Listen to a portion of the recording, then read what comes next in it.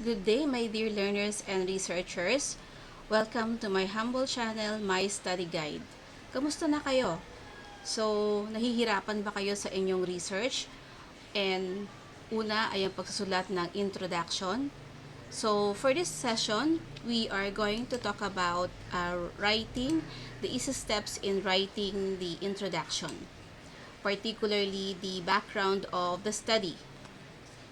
So, ang introduction ay one of the essential parts ng isang manuscript o isang research title, a study, dahil it explains the importance of the research.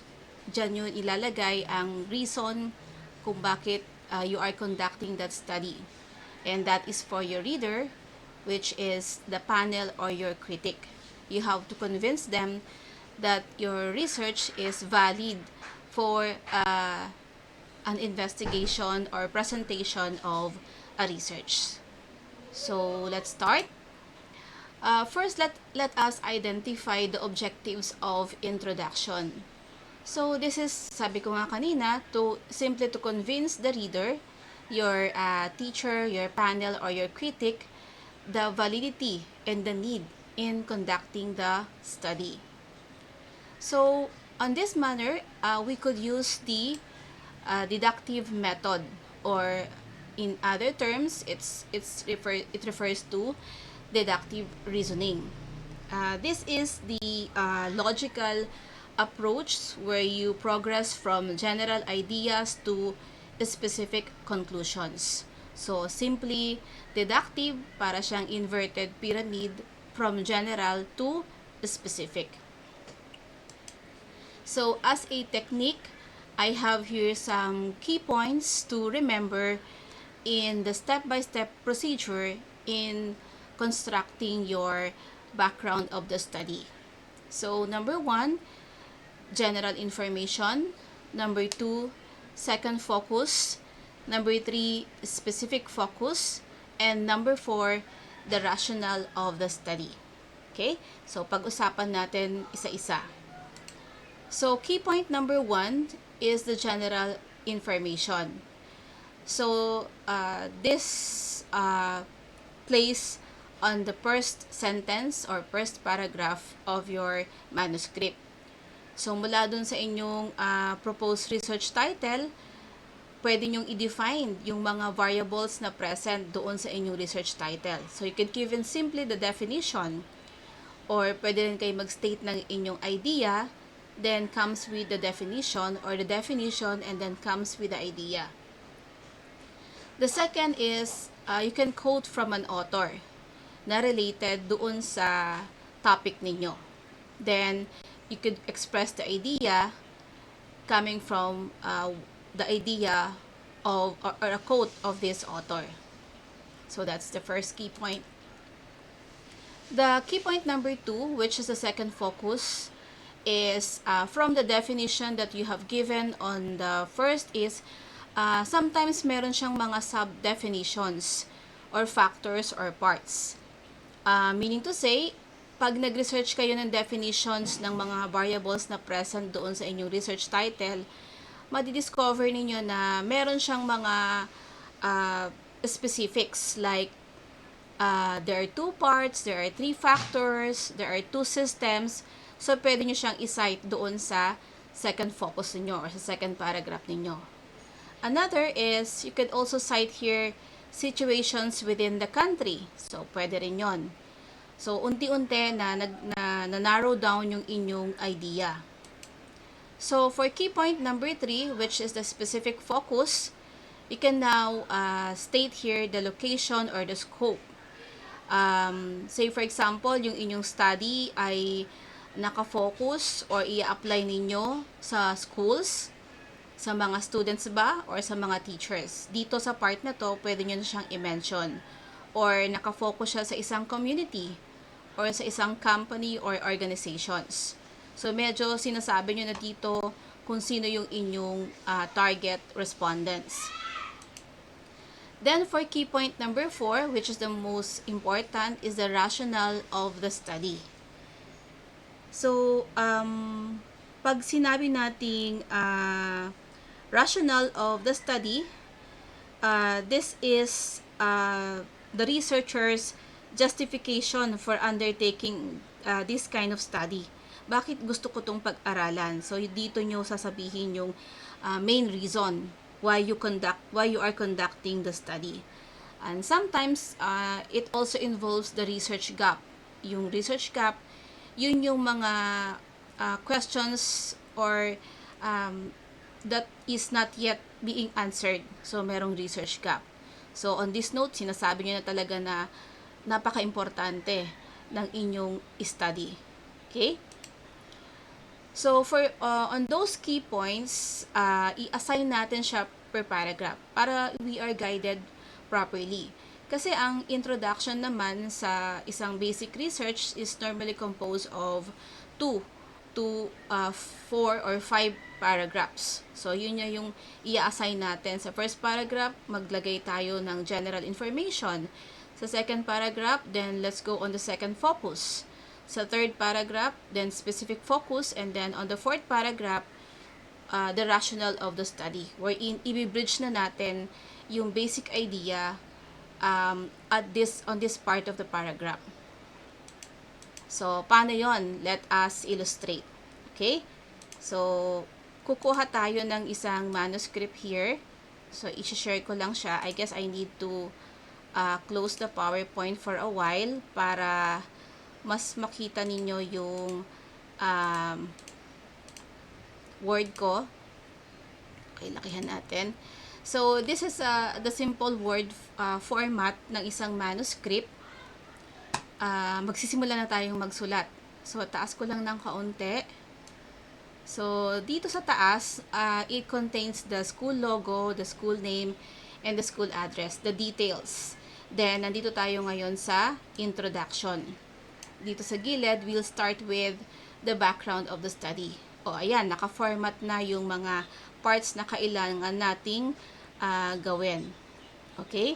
So, para mas ma-feel natin yung paggawa ng introduction, I'll get this title coming from my students in research. So, kunin natin muna dito yung isang title na to. Okay? May karugtong siya eh. Para ma-visualize natin kung paano magsusunod-sunod yung mga ideas ng ating background of the study. Kompletuhin ko lang. Okay? Say for example, this is our title. Interpersonal Communication Skills as a Foundation for Professional Careers Among Senior High School Students. Okay? So, magsisimula tayo magsulat. Ang first paragraph, ang pinaka-main focus natin ay the general information. So, pwede tayong mag-research about communication or interpersonal communication or communication skills. We could also research about professional careers.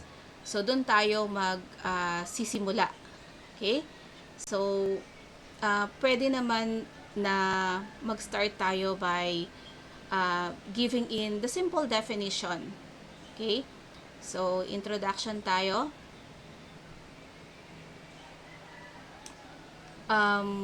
Siguro, let's start muna with the basic, no? Ano ba yung communication? So, communication is our link to human relations. Yan, personal ko yan na opinion. And then, pwede mo din ibanggit dito, no? Then you can start now narrating your information. So, in its broad sense, pwede ka magsimula sa ganyang word. In its broad sense, dito mo na ngayon ipapasok yung pinaka basic definitions. So, it is a process involving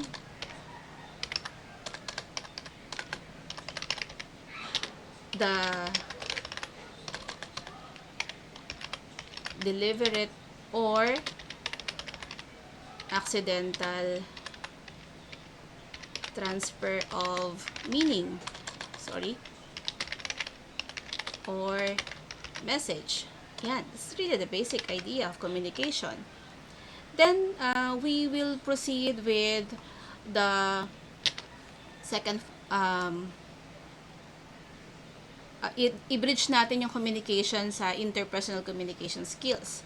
So, second sentence, interpersonal,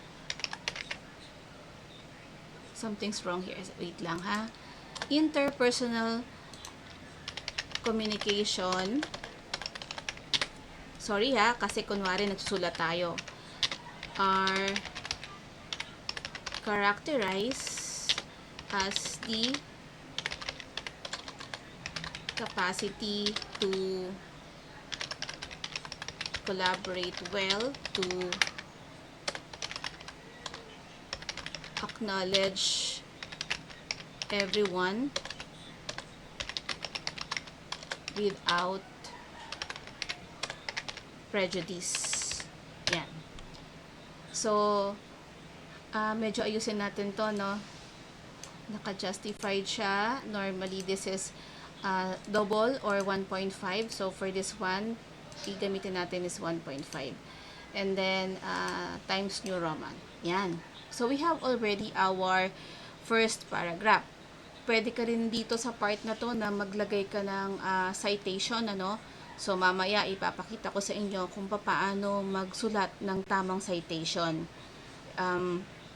Then, okay na tayo, no? We have our first paragraph. So, let's continue with the second paragraph.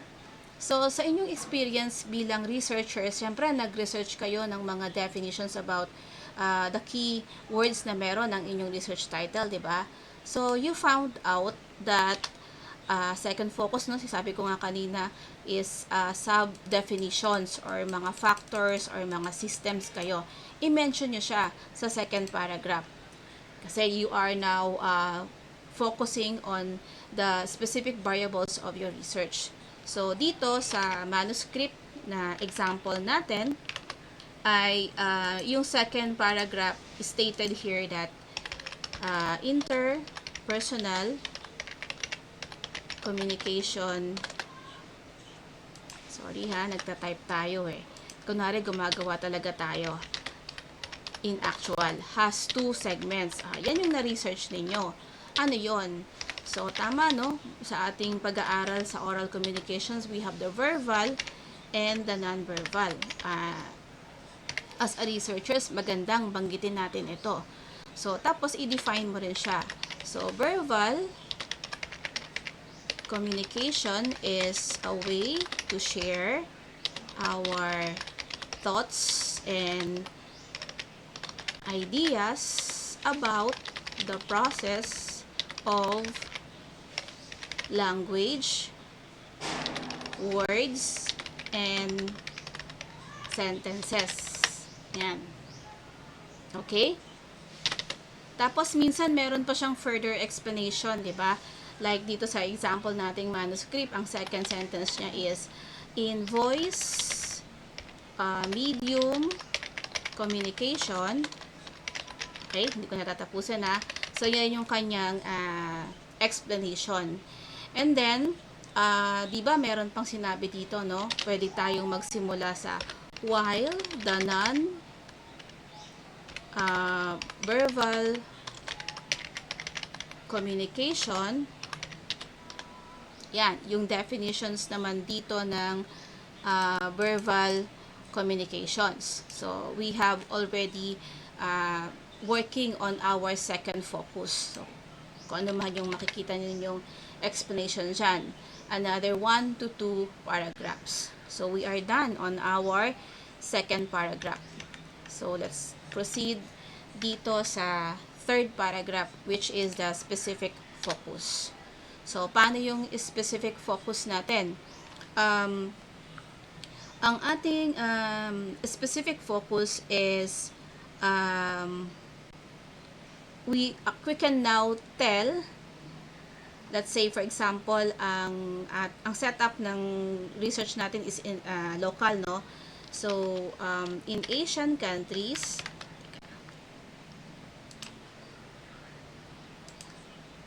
so we could start here by, teka lang I just wanted the wordings to be uniform. Kaya, para talaga tayong nagsusulat ng manuscript. Okay? Or nag-tutor ako sa inyo. So, pwede tayong dito sa bansa natin, no? Kaya, for example, in Asia, punta na tayo sa Philippines, no? Especially in the Philippines, yan. Pwede na kayong mag-state ng mga either comma or ano man, ilalagay niyo yung inyong idea. You are telling now your reader that this study is being conducted in the Philippines. So, mas specific pa tayo. Kasi itong ating research title is Interpersonal Communication Skills as a Foundation for Professional Careers among senior high school students. So, ang target natin is senior high school students. So, basically, ang format or view ng study na to ay mag-conduct ng study sa mga senior high school students. So, saang school? So, pwede na tayong mag-mention. In senior high school, okay, pwede ka munang magbigay ng kaunting brief definition about senior high school students, and then you will proceed or made mention doon sa schools na sasabihin mo. Say for example, from Saint Catherine Catholic School. So, pwedeng ganyan, ano? Kasi you are telling na ngayon, dito mo na ngayon ipapasok yung idea ng mga students that after senior high school, they will proceed with choosing their course in college. So, i-explain mo na dito yung relationship ng pagkakaroon ng communication skills sa kanilang future career, di ba?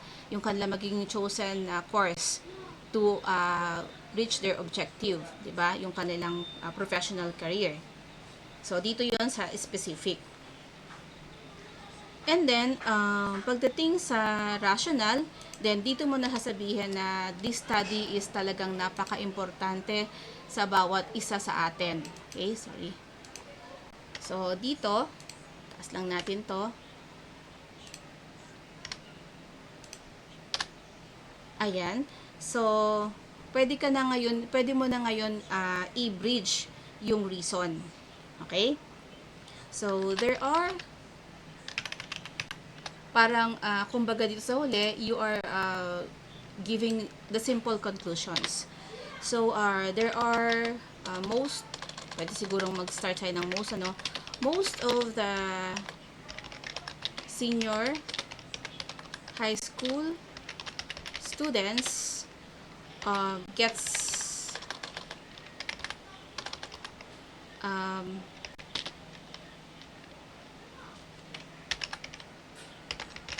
confused. So, pag medyo hindi ka comfortable sa words, you can utilize ng features ng word file, no? Punta ka lang sa thesaurus. So, ayan, ako, I'm not comfortable using confused, pero the idea is parang ganyan. So, pwede kong gamitin yung word na complicate. Kasi, I can see some problems here Kaya, ako sinasabi na I'm using this word. So, most of the senior high school students gets complicate in their way of communication. Okay? So, dito ko na ipapaliwanag ang kahalagahan why I am conducting this research. So,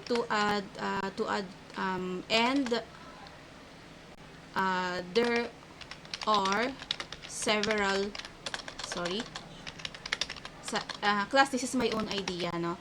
So, kaya, parang ninanarrate ko lang siya, tinatranscribe ko lang siya into a writings. There are several factors that communication is ganyan. So, dito, either dito sa first, second, third, or fourth paragraph, pwede ka na dyan maglagay ng citation. Yung citation is may nabasa ka sa pagre-research mo na merong binabanggit tungkol dito, malapit dito sa iyong idea. So, syempre meron siyang author. So, sample lang natin, no, ay pipick upin ko na yung ginamit dito ng citation ng study na to. Okay, so meron dito siyang citation na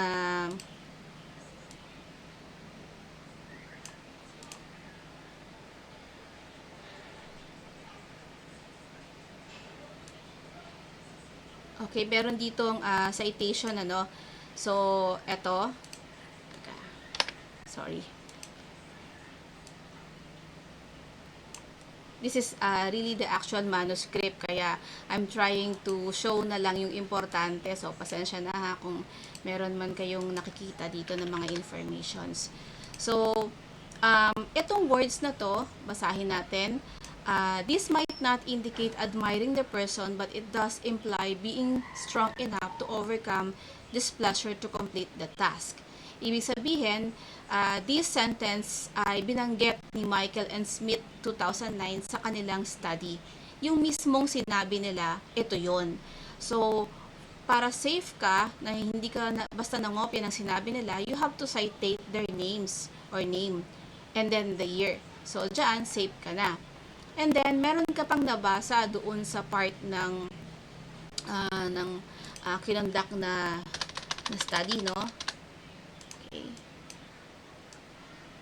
Meron ka pang nabasa dun sa kinonduct na study na masyado siyang mahaba, pero ang gusto mong kunin doon is yung first idea nung first paragraph, and then yung second, yung last idea. So, hindi mo siya kukunin lahat. So, at this time, yung citation, hindi mo pwedeng kopyahin exact word. So, you have to paraphrase. Pero dito, pwede mo pa rin banggitan na according to that the editorial team, parang ganito siya according to Michael and Smith, yan, parang ganyan yung composition niya.